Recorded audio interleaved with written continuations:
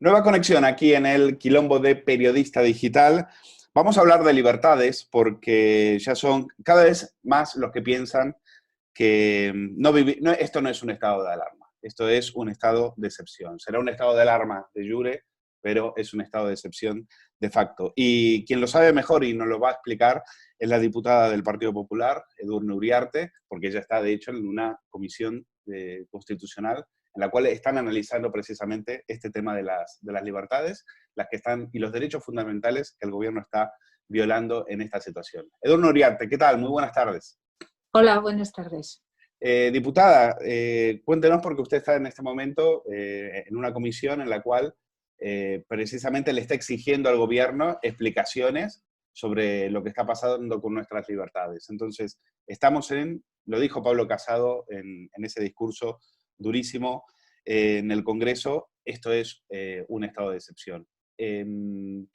¿Por qué? ¿Qué es lo que pretende el Estado? ¿Qué es lo que pretende el gobierno en este estado de alarma? ¿Por qué está aprovechando este momento para invadir nuestras libertades? ¿Y qué vais a hacer para impedirlo?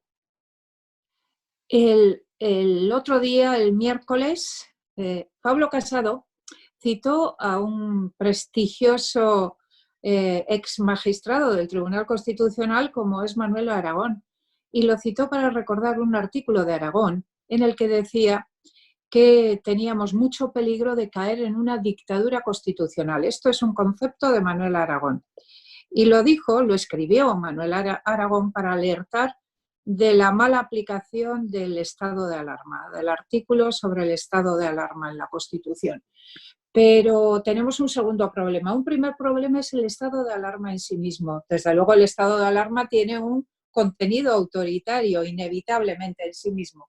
Pero además, si vamos demasiado lejos en su aplicación y además tenemos un gobierno que no solo está aplicando un estado de alarma, sino que tiene tentaciones autoritarias en varios campos, tenemos un problema importante con las libertades. Y eso es en lo que estamos ahora mismo. Bueno, y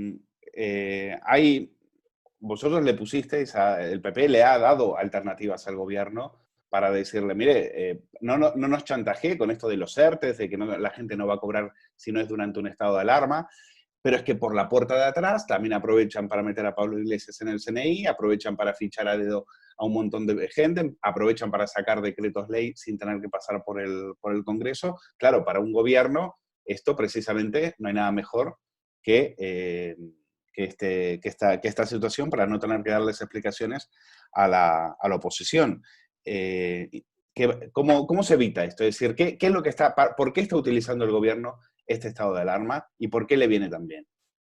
El problema es que el gobierno parece estar a gusto con el estado de alarma y parece estar aplicando y usando el estado de alarma para limitar derechos y libertades. Y una prueba de esto es que la Comisión para la Reconstrucción, que tiene enorme importancia según el gobierno, es una comisión que acaba de empezar en la cual el gobierno, los dos partidos del gobierno han dicho no a la inclusión del análisis y tratamiento de las libertades en esa comisión. Es decir, que la comisión ya empieza mal. ¿Por qué el gobierno, por qué el PSOE y Podemos se niegan a incluir libertades en la llamada Comisión para la Reconstrucción? O más allá de eso, miremos cómo ha empezado esa comisión. El vicepresidente de la comisión que dice el gobierno va a discutir cómo reconstruir España, resulta que es el secretario general del Partido Comunista y además ha sido o sigue siendo asesor nada menos que de las FARC. Ese es el concepto de libertad de este gobierno. Esto es lo último y es muy importante, pero es que han pasado muchas cosas alarmantes en relación con las libertades. En relación con la libertad de expresión, lo hemos denunciado una y otra vez en el Congreso, en relación con el intento de limitar la capacidad de control del Congreso. Han pasado muchas cosas muy preocupantes. Bueno, usted menciona la comisión, este plan de reconstrucción que está Pachi López, el socialista Pachi López va a ser quien lo encabece, que es precisamente presidente de la de la Comisión Constitucional del Congreso, Sí. que ha avalado por unanimidad, y aquí usted tiene mucho que ver, la comparecencia de José Félix Tezanos, el presidente del Centro de Investigaciones Sociológicas. No sé si tenemos fecha, pero ¿cómo se había resistido el Partido Socialista a que Tezanos dé explicaciones de por qué está utilizando el CIS para hacer propaganda gubernamental? Esa ha sido y es una muestra más de lo que nosotros llamamos síntomas, escalada autoritaria de este gobierno, lo que ha pasado con el CIS. Bueno, recordemos que el CIS hace unas semanas publicó una encuesta con varias preguntas con enorme manipulación en su tratamiento, en su formulación, y en concreto además una pregunta del CIS muy preocupante, aquella pregunta en la que se planteaba la posibilidad de limitar la libertad de expresión. A raíz de esa encuesta, nosotros desde el Partido Popular pedimos la comparecencia de Tezanos, pues aún no ha comparecido. Llevamos varias semanas pidiendo esa comparecencia y nos hemos encontrado con todo tipo de maniobras para retrasar la comparecencia.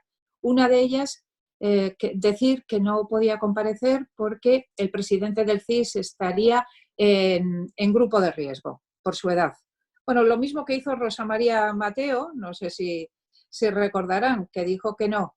El PP le dijo que podía hacer una comparecencia telemática y dijo también que no, que es lo mismo que dijo Tezanos. Por cierto, Rosa María Mateo, que se ha negado a comparecer ante el Congreso, ha estado esta semana en una reunión telemática con responsables de radiodifusión europeos. Y, sin embargo, se ha negado a ir al Congreso. Y José Félix Tezanos, hoy es el día en que todavía no ha comparecido y estamos a la espera de que Patxi López, que por cierto es también presidente de la Comisión Constitucional, nos dé una fecha de una vez. Vamos a ver, todavía no ha llegado.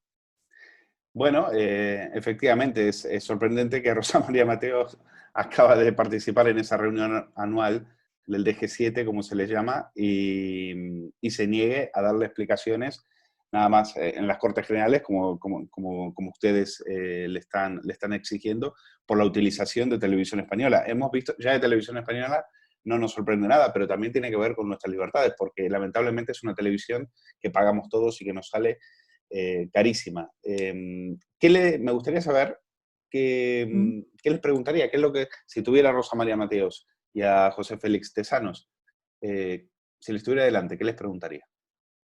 A José Félix Tezanos, que es quien va a comparecer, esperamos ante la Comisión Constitucional, ciertamente le voy a preguntar por la manipulación de esa encuesta. Le voy a preguntar por las razones por las cuales un sociólogo veterano como él, conocido en el mundo académico español, se aviene a usar el Centro de Investigaciones Sociológicas para hacer propaganda en favor del gobierno. Y además, dentro de esa propaganda, para incluso introducir preguntas que quieren conseguir la justificación de la libertad de expresión. Eso es lo que voy a preguntar a José Félix Tezanos. Y luego en la Comisión Mixta de Radio y Televisión Española, desde luego, mis compañeros tienen mucho que preguntar sobre la manipulación en Radio y Televisión Española a Rosa María Mateo. Nos han colado absolutamente todo. Ahora lo último es que, por ejemplo, el hijo de Luis Bárcenas, Willy Bárcenas, que es un conocido cantante exitosísimo, que llena estadios, llena salas de concierto y demás, pues parece que no, en Televisión Española, parece que su apellido no le ha permitido participar. Eso sí, en Televisión Española pueden entrevistar a Arnaldo Otegi, que parece que tiene mucho más caché que Willy Bárcenas, le pueden dar un programa a un exministro que tuvo que dimitir a la semana por saberse que tenía algunos chanchullos fiscales con Hacienda que no había hecho públicos. Entonces, es decir, si es el hijo de un ex tesorero del PP, malo. Pero si viene de parte patrocinado por ser un exministro de Sánchez de corta duración, ahí no pasa absolutamente nada. ¿Qué es lo que está pasando? ¿Cómo se acaba con esto? Se acaba con responsabilidad, desde luego, con responsabilidad y con respeto a la pluralidad y a la libertad de expresión. Pero ese respeto tiene que empezar en el gobierno. Respeto máximo a la pluralidad. Y ese es el respeto que echamos de menos, que este gobierno no está demostrando. Y no lo está demostrando en este caso en una institución tan importante como es la radiotelevisión pública. Lamentablemente es así, pero no solo no lo respeta en el día a día de la actividad de esa institución, es que fijémonos hasta dónde llega la falta de respeto, que la responsable de Radiotelevisión Española se niega a acudir al Congreso a dar explicaciones. Porque sí, sencillamente porque sí. Pero no solo se niega, es que hay que añadir lo que es igual de importante, mejor dicho, más importante. Es que los dos partidos de gobierno, PSOE y Podemos, permiten que eso suceda. Permiten, no, lo lideran. Lideran que Rosa María Mateo no comparezca ante el Congreso a dar explicaciones. Bueno, estos son, hablábamos al comienzo de precisamente tentaciones totalitarias. Pues de esto estamos hablando, es decir, esto no son anécdotas, no son cosas que simplemente para rellenar telediarios o secciones en los periódicos. Es decir, aquí es cuando se empieza a minar una democracia, aquí es cuando empieza una democracia a dejar de ser lo que debería ser, cuando se toman el control de estos espacios públicos que pagan los ciudadanos para hacer propaganda electoral. Y lo peor es que han aprovechado la tragedia del coronavirus para esto. Es decir, parece que están más, en lugar de ocuparse de proteger a los ciudadanos, se han ocupado de decir, a ver cómo esto nos puede beneficiar y cómo le pueden sacar partido. ¿Les preocupa eso? Sí, ciertamente. Nos preocupa enormemente el tipo de gobierno que tenemos. Es que recordemos algo que es obvio, pero parece que se nos olvida. Tenemos un gobierno de coalición entre el Partido Socialista y un partido de extrema izquierda como es Podemos o Unidas Podemos. Un partido de extrema izquierda en el seno del gobierno. Antes he puesto el ejemplo de lo que está pasando con la Comisión para la Reconstrucción. El vicepresidente es nada menos que el secretario general del Partido Comunista. ¿Qué tipo de políticas, qué tipo de respuestas a los problemas de España podemos esperar de un gobierno de este signo ideológico, de estas características? Pues las respuestas que estamos teniendo. Por eso yo decía antes que este gobierno parece encontrarse muy cómodo con los aspectos más autoritarios de la ley del estado de alarma, con la aplicación más autoritaria del estado de alarma, y parece estar muy cómodo también con las soluciones que quiere dar a esta crisis, que son soluciones en buena medida lideradas por Pablo Iglesias. ¿Veis al vicepresidente en este momento más fuerte que el presidente? ¿Qué mirada tenéis? ¿Qué impresión os da, ustedes que están ahí en el hemiciclo, qué impresión os da en este momento de estos dos gobiernos en uno que tenemos? ¿Quién parece tener más peso y tener más poder? Hombre, ciertamente más poder lo tiene Pedro Sánchez por una cuestión de números, de ser el presidente del gobierno y de los números que le acompañan en el Parlamento. Ahora bien, Pablo Iglesias no solo tiene un gran peso en ese gobierno, como demuestra una y otra vez en sus decisiones y en la manera de condicionar las políticas del Partido Socialista, sino porque Pedro Sánchez está muy cómodo con ese socio, con ese tipo de socios. Quiere seguir con ese tipo de socios.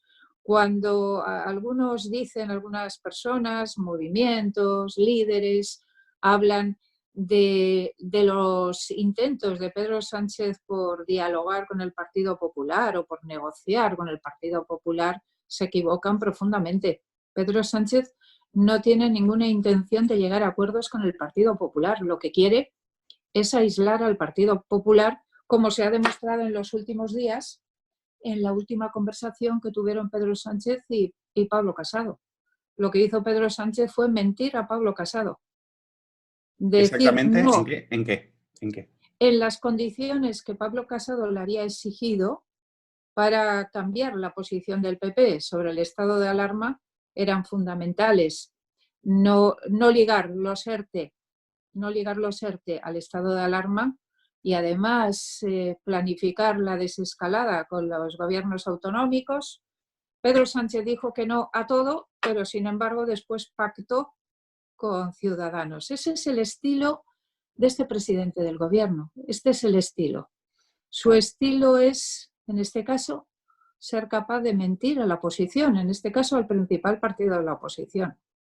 Porque él quiere otro tipo de gobierno, otro tipo de alianzas, y vuelvo a la primera parte de esta cuestión, él está cómodo en ese gobierno con la extrema izquierda. ¿Y Ciudadanos? ¿Les ha sorprendido este movimiento de Ciudadanos? Sí, sí, nos ha sorprendido porque Ciudadanos hasta ahora tenía una posición muy semejante a la del Partido Popular, enormemente crítica, y no se ha entendido muy bien su cambio de posición en el último momento. De hecho, como hemos visto, hay conocidos miembros de Ciudadanos que incluso han dejado la militancia y luego incluso el propio Albert Rivera ha manifestado cierta disconformidad. Sí, sí, sí, sí. Estamos hablando de Girauta, de Karina Mejías. Parece que el lado socialdemócrata se ha hecho más fuerte en Ciudadanos. Está claro que ya no va a haber una abstención, ¿no? O sea, la próxima votación del Partido Popular, si nada cambia, será un no al estado de alarma, ¿verdad? Sí, en efecto. No, por supuesto, a no ser que hubiera grandes cambios en la evolución del virus y en la situación sanitaria. Claro. Nunca hay que descartar nada en una situación como esta, pero si la evolución es la que se está produciendo, la próxima posición del Partido Popular, en caso de que Pedro Sánchez vuelva a pedir una prórroga, será no. ¿No tenéis la sensación de que ya parece que ya no se hablan de los muertos? Ya parece que el coronavirus es, ahora con tanta desescalada, ya el dolor, el sufrimiento, lo que están pasando, todavía estamos teniendo todavía 200 y pico de muertes al día, lo cual es una cifra muy importante, pero parece que el gobierno ya está en otra fase, ¿no? Parece como que a partir de ahora sí, no es que no lo hayan dejado de hacer, pero ahora parece que el coronavirus pasa en segundo plano y ahora sí empiezan a hacer más política que otra cosa. ¿Tenéis esa sensación también? Sí, bueno, no olvidemos que el gobierno se resistió a hablar de luto nacional hasta este último pleno, el del miércoles, cuando por fin Pedro Sánchez habló de su intención de declararlo más adelante, pero es que hasta ahora se había negado rotundamente. Y además, no solo eso, en una buena parte de sus comparecencias durante bastante tiempo ni siquiera hablaba de las personas fallecidas. Y como esto ha habido muchos signos de que el gobierno no quería hablar de los españoles muertos. Hasta eso parece que costaba hablar de los fallecidos. Y ahora estoy de acuerdo, lamentablemente, pero quizá entre no solo el gobierno, sino hay una tendencia general a hablar cada vez menos de esos fallecidos que siguen siendo muchísimos. Bueno, quizás porque no sé si les falta humanidad a la derecha, pero aquí ha salido Carmen Calvo.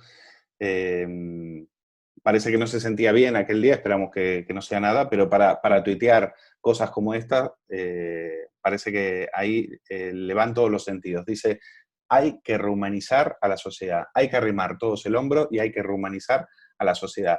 El problema es que, claro, si uno acaba de decir esto y luego sale Adriana Lastra o el socio Pablo Iglesias y le llama parásitos, pues ya me dirá qué tipo de rehumanización es esa. Bueno, me sorprende que hable de rehumanizar a la sociedad la vicepresidenta de un gobierno que durante varias semanas, más de 2 meses, se ha negado a declarar luto nacional. Claro. O poner banderas a media asta. O en el caso del presidente, vicepresidentes, etcétera, ponerse corbata negra, tantas y tantas cosas. Y que sea la vicepresidenta que ahora diga que hay que rehumanizar, cuando todo eso ha costado tanto, bueno, no se ha conseguido, de hecho, todavía, a pesar de las numerosas peticiones, sorprende. También sorprenden otras cosas que hay que añadir también respecto de la vicepresidenta, en la línea de lo que antes destacaba de todas las resistencias del gobierno, entre otras cosas al control por parte del Parlamento, la vicepresidenta esta semana acudió al Congreso. La semana anterior había acudido ya a la Moncloa y este es el día en que todavía no ha acudido a la comparecencia que tiene pendiente ante la Comisión Constitucional. Todavía no ha ido. En una muestra de no mucho respeto tampoco al Parlamento. Puede ir a la Moncloa, puede ir al Pleno, como fue el otro día, todavía no ha comparecido ante la Comisión Constitucional. Bueno, parece que a estos que exigen o que presumen de transparencia, hay que llevarlos arrastrados a que den explicaciones a los ciudadanos. Es de locos lo que nos está contando, ¿no? Nos deja... Exactamente. En el caso de la Comisión Constitucional hay dos comparecencias pendientes. Una, la de José Félix Tezanos, y literalmente es así. Parece que va a venir, pero arrastrado, después de que forzáramos por parte del Partido Popular una votación en la comisión, porque tenía intención de hacer lo mismo que Rosa María Mateo, no acudir. Conseguimos forzar una votación y va a acudir, pero arrastrado, no sabemos cuándo. Y en el caso de la vicepresidenta, de momento ya lleva, desde que ella se reincorporó al despacho de la Moncloa, de momento van 2 semanas de retraso, pero van a ser bastantes más, porque no tenemos confirmada esa comparecencia. Bueno, nos alegra que la vicepresidenta Calvo esté bien. Me imagino que estaría muy ocupada defendiendo la sanidad pública, ella que después también eligió la privada, otra de estas incoherencias, otra de estas cosas que no se entienden bien dentro del Partido Socialista, que presumen de una cosa y después acaban haciendo otra. Es decir, le preguntan a Fernando Simón, y esto ya es lo último, le preguntan a Fernando Simón por los expertos y dice que no puede dar esos nombres. Y luego después, seguramente este sábado, nos darán un nuevo presidente presumiendo de transparencia y de que ellos dan explicaciones a los ciudadanos. Otro signo de autoritarismo que también se ha producido en las últimas horas, es que vamos uno tras otro. La negativa a decir quiénes son los expertos. ¿Cómo es posible que un gobierno niegue en una democracia los nombres de quienes van a decidir quién sale de casa y quién no puede salir de casa? Así, claro. Literalmente. Es decir, que los españoles no tienen derecho a saber quiénes deciden cuándo pueden salir de sus casas y moverse con cierta libertad, o con toda la libertad, mejor dicho, porque van a decidir sobre todas las fases de la desescalada. Aunque yo sepa, a estas horas no nos han dado los nombres. Pero no solo es obligatorio por ley, como algunas personas han recordado en las últimas horas.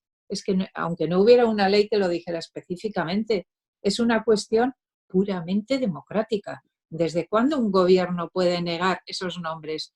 Eso es igual a intento de negación de información fundamental por parte del gobierno a los ciudadanos. Y estamos a la espera de que en las próximas horas por fin nos den esos nombres. Bueno, espero que no sea parte, diputada, de la nueva normalidad. Es decir, esperemos que no sea parte de que pretendan que nos acostumbremos precisamente al oscurantismo y a estas derivas totalitarias que si vamos a este camino, pues que cierren el Congreso. Si se niegan a dar explicaciones, pues que lo cierren. Tampoco tienen mucho entusiasmo por abrirlo del todo, ¿eh? Añadamos también eso. Es verdad, tuviste que presionar para que eso no ocurriera. Y ahora estamos exigiendo todas las semanas una mayor posibilidad de asistencia por parte de los diputados a los plenos y nos encontramos con negativas constantes. Bueno, pues... Que nos dice que es por cuestiones sanitarias, pero nosotros pensamos que hay algo más. Sí, cuestiones sanitarias, pero cuando ellos se saltan la cuarentena, como han admitido que se la tenían que saltar, ahí no pasa. Ahí la cuestión sanitaria pasa a un segundo plano. Si les conviene a ellos, pues ya vemos que Rita Maestra, que Pablo Iglesias y demás se saltan la cuarentena alegremente. Bueno, lamentablemente no creo que lo veramos abriendo en un telediario de televisión española, ya le digo, ya le digo yo. Diputada Edurne Uriarte, gracias. Gracias por contarnos lo que está pasando en esta comisión constitucional del Congreso. Seguiremos muy atentos a ver si conseguimos, aunque sea arrastrándolos, a llevar a Rosa María Mateo y a José Félix Tezanos. No, a la Constitucional Tezanos. A la Rosa Constitucional. María Mateo es a la Comisión Mixta de Radio y Televisión, Correcto. muy importante también, y de momento tampoco ha ido. Bueno, le agradezco mucho por su tiempo. Gracias por atender a Periodista Digital. Igualmente.